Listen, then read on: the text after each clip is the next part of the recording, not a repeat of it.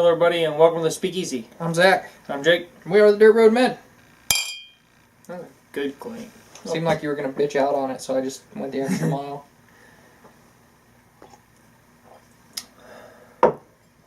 Here today for a budget cigar review. Oh, we usually do like a... hey, what are we drinking? Oh. We're drinking Rye 1. Rye Whiskey of the Year. Go back and watch that video. She is devastated. Apparently my wife got these to sit, and now I can't knock them down, according to her. There we go.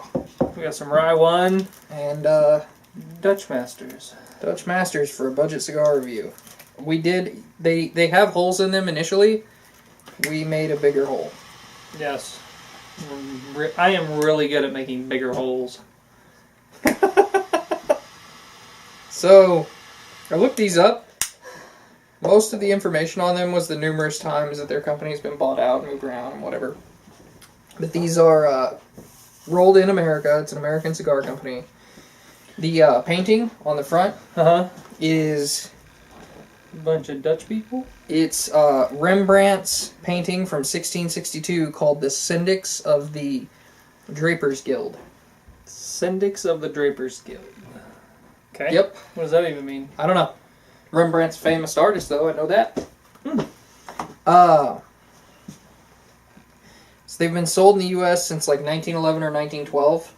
I saw conflicting reports. They're one of the best-selling budget cigars in the U.S. Okay. I'm pretty sure I said they were machine rolled. Other than that and the buyout info, basically the only info available on these, they have won an award. They are listed by InternationalHighLife.com as one of the 15 best blunt wrappers out there. So there is that. It's got kind of a sweetness. A little bit. It's mostly tasteless to me, though. Yeah. It's like a hot air Connecticut type thing, even though it's supposed to be a natural wrapper. This would have been a good one to try to flavor and infuse ourselves. Yeah. Well, they're pretty cheap. Yeah. They're about $1 a stick, right? Yeah. I mean, they smell good initially. They're not as terrible as I remember them being, but they're leaving this finish in my mouth that I don't like. This weird, bitter, metallic finish that I'm not a fan of. Other than that, they're a decent sort of, not a hero type cigar. Yeah. But something that you could smoke when you needed one. I would take a Grenadier over these. Oh, any day of the week. But Grenadiers are a lot harder to find. And they seem to be getting harder to find as you go. Like, the same place we got these used to carry Grenadiers, and now they don't. I didn't even notice. I did. I bought out the box, and I was like, I'm pretty sure I bought every box of these you've ever sold.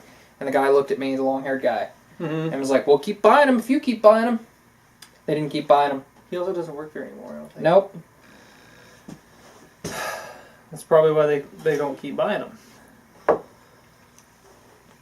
If they would, I'd keep buying them, because I always kept a box of them handy. Because they remind me of my granddad. When my granddad got cancer, he did decide he was going to start smoking cigars again. Because he figured, what the hell am I going to do, get double cancer? And he did pick up Dutch Masters again for a little while before he ended up going for the Backwoods Honey. Mostly just because he didn't want to spend the money to order Grenadiers every month, and he couldn't get the boxes that he wanted, the big boxes, without ordering them online and having them shipped to the house, and then Grandma would know about them. And so he would buy the boxfuls of Backwoods Honeys and then just keep them out there, and then she wouldn't have to see them show up. Huh. Yeah, like drinking this with a whiskey, the whiskey kind of drowns out what I don't like about the finish here. And then it just becomes like a basic, almost flavorless, similar to a Connecticut type smoke. But I can't pick out any flavors. There was that little bit of sweetness at the beginning. Yeah. But it seems to be weakening as I go along. Yeah. With that little bit of sweetness. You know those weird, like, stale, dense marshmallows in cereal? Yes. I got like a little bit of that. That makes sense. And then now it's kind of almost wood. We're bad about looking at the camera again. Okay. My bad. Sorry, guys. We were trying to get better about the camera thing. We got a better setup. Made it look a little less ghetto in here. Although now the room looks like it's obviously more dedicated to filming than entertaining. Guests, anyway. Are you not entertained? Yeah. But we are working on some other stuff. And no, that's really all I had on these. So, stale, dense marshmallows and wood and hot air. Those are my tasting notes. Yeah. That said, if I had a strong drink like coffee, maybe one of these with it, I could probably smoke these as a passable medium if I just wanted to smoke, but I was, running low on cash. Mm-hmm. And you can get Dutch Masters basically at any gas station. I don't think I've seen one without them. I haven't either. Like, those are the basic... Those and Swisher Sweet Perfectos are at, like, every gas station.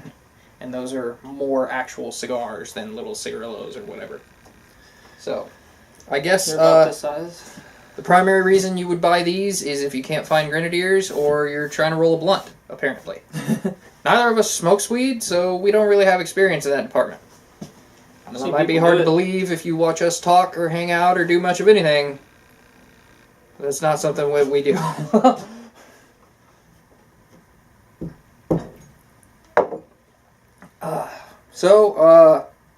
guess that's all we have for this video. I would give this a 4. It's almost middle of the road, but those couple little things that I don't like if the marshmallow wasn't stale and I didn't get that weird kind of metallic-y finish, then I would put it right at a 5. But I'm going to give it a 4 because it's got some negatives. See, I'm going to put this at a 4. I like those weird stale Lucky Charms marshmallows, and I like wood. You said you're going to put it at a 4? 5. 5. Okay, so this one gets a 4.5. Which is good. The full disclosure, the reason I got these is I went back and looked at our cigar reviews and I noticed that we gave too many good ones. But it was because early on, he didn't have much knowledge of cigars, so I kept picking out ones I knew I liked. Rarely did I pick out one that was something new, or at least not from a company that I enjoyed. I will say that Rocky Patel has let me down on consistency a few times, if we're being honest. On consistency? Some cigars are better than others in the same boxes from them. Sometimes you'll have trouble keeping it lit, sometimes they'll come apart, stuff like that. The only cigar from them that I've had that's always good and I've never had a problem with is the Vintage 1990. Okay. And I guess technically I've never had a problem with that Maduro one that they sell, but that's because I've only had 2 of them. Oh. So. But anyway, I think that's all we have for you today. Till we see you again, I'm Zach. And I'm Jake. We are the Dirt Road Men.